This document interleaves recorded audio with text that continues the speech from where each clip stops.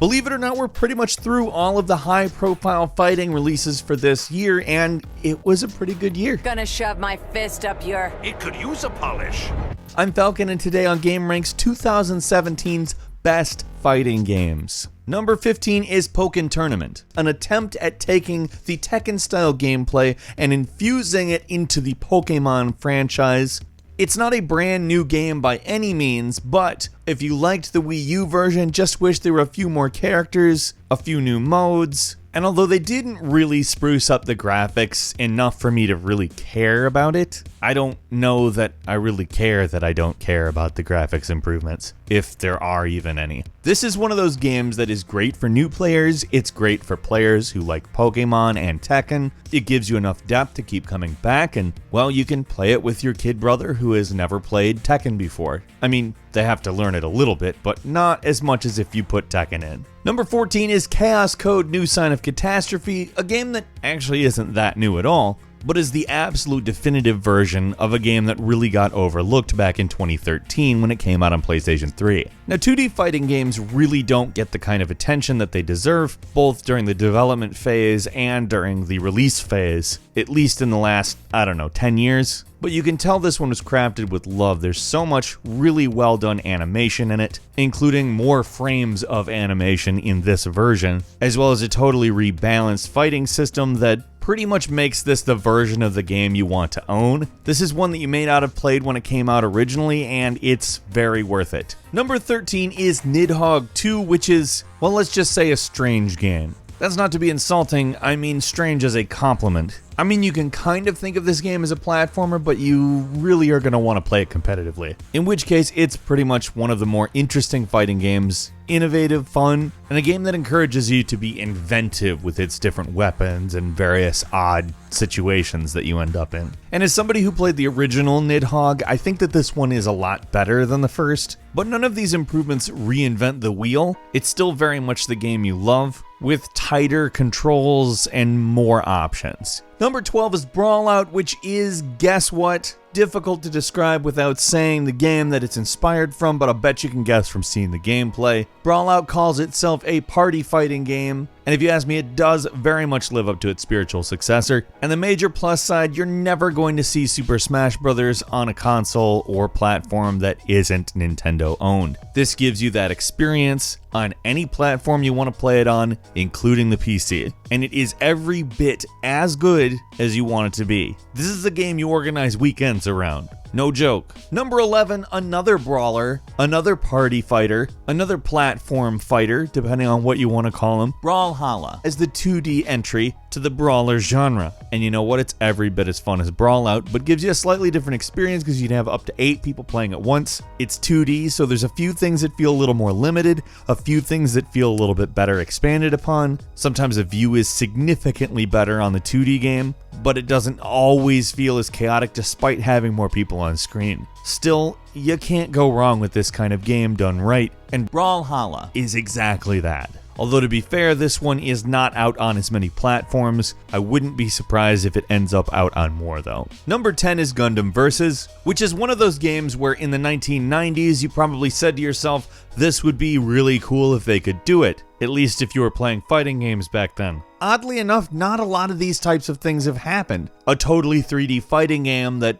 focused on maintaining the hectic, chaotic gameplay style of an arcade brawler, but manages to increase the scope to give you a big, modern feeling behemoth of a game. This is that game. This does everything you want it to do, and being its Gundam, it gets pretty wild. But let's be frank, if there is anything that lends itself to a hectic, fast-paced 3D fighting environment, it's Gundam with its big robots and its insane everything. Number 9 is Guilty Gear Xrd Rev 2, which just graphically alone, this is one of the coolest games there is. I mean, it's not the first version of this game. It is a definitive version of it, so to speak, but really there hasn't been a game that looks better than this, that's trying to do the same things this game is trying to do. There's new characters, the story mode is completely redone, it basically plays like a new game. Oftentimes sequels to fighting games just end up like this. Upgrade to a phenomenal fighting game. I'm talking to you, Super Street Fighter 2 Turbo Championship Edition. And yes, I know I amalgamated several of the titles to say that.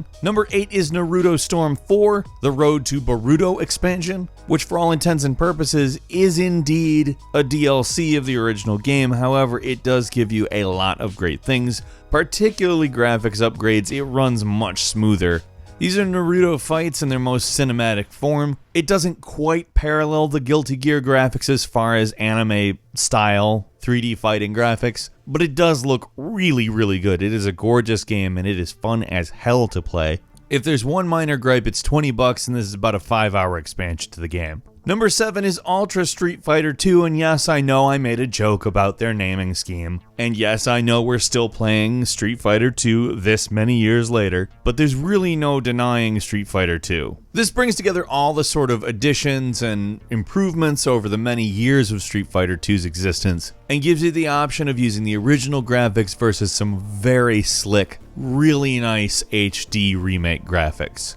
Now, there are issues with this game. There are a few characters that are a little bit off visually, and if you've bought a lot of versions of Street Fighter 2, unless you're some kind of completionist, I can't imagine buying this version. But if you're somebody like myself who has kind of played the very, very mainline numbered updates to the game, and you kind of just want an excuse to play Street Fighter 2, which is pretty much the definitive version of the game, everything sprang forth from it, is probably the way to do it. And I've seen a lot of complaints for the game about various in-game things, but if you ask me, the main detriment to this game is just the Nintendo Switch joypad. Playing this thing with the Pro Controller completely changes the experience, in my opinion makes it very positive. Number 6 is WWE 2K18, and I gotta say it has one of these bad career sports modes in it that for whatever reason has side quests, you know, in a fighting game for WWE. Doesn't matter. Game is actually a hell of a lot of fun. If you use create a match, set everything up, and go to town, that's so much more interesting. Let's not kid ourselves here, this game exists for local multiplayer, and it exceeds expectations as far as that goes. I really enjoy it. Number 5, Absolver is a really interesting online fighting game that gives you kind of a massively multiplayer feel without actually doing it, but ends up putting you in a lot of matches that contain really fluid movement and plays somewhere between a cross of a traditional fighting game and Dark Souls, oddly enough. And I'm not the first person to say that, it's just that is easily the most relevant way of describing the game. It's a game that's generally been well received, but I think it has gotten some oddly harsh criticism at times, and I just think the way that they allow you to sort of experiment until you find a move set that you really enjoy makes this a game that's pretty different from other games in the genre that, let's be frank, is also beautiful in its own weird way. Number 4 is Marvel vs. Capcom Infinite, which takes everything down a notch as far as how much is going on, but ratchets up exactly how it happens, if that makes any sense. They've added the whole Infinity Stone concept to match in with, obviously, the storyline it's talking about in its title. It simplifies the tag team system, bringing it down to 2 characters from the 3 it had before, but it does it without messing up any of the depth. You're allowed to experiment way more in this game, and I think that it is much stronger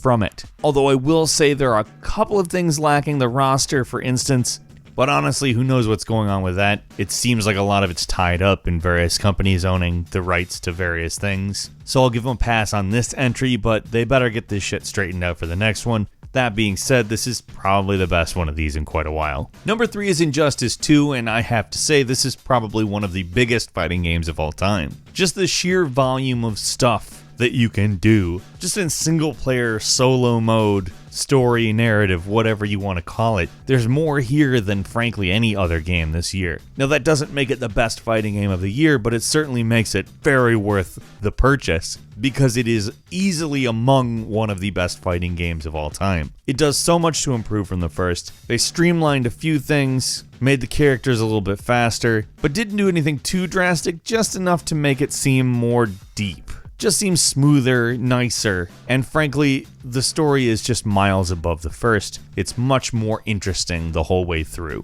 If you like the first of these, I can't imagine you liking this one less, and I would guess that you'd end up liking this more because the stuff that worked in the first one is here and there's much more of it, while the stuff that didn't isn't. It's everything you want from a sequel and more. Number 2 is ARMS on the Nintendo Switch. This was one of those games that just came out of nowhere. When Nintendo brings in new IP, you better believe they have a good reason to. When I first saw this, I was like, nah, is it Punch-Out or is it Wii Sports? It is much more than either of those two things. In a way, lessons from those were learned and incorporated, but this is very much its own game. It's such a weird game, and yet at the same time it's very intuitive. I didn't take very long getting acclimated to this one. It's kind of the Mario Kart of fighting games, or more recently, the Splatoon of fighting games. And finally, number 1 is Tekken 7, which, by the way, pretty much is to Tekken what I wanted Street Fighter V to be for Street Fighter. That's not to say the gameplay wasn't there for Street Fighter V, but the content sure wasn't. Oh my friends, that is very different for Tekken 7. Tekken 7 is everything you expect from a Tekken game and more. This is a game that has been modernized, but not so much it's an unrecognizable title. It's Tekken, it plays like Tekken, you feel like you're playing Tekken.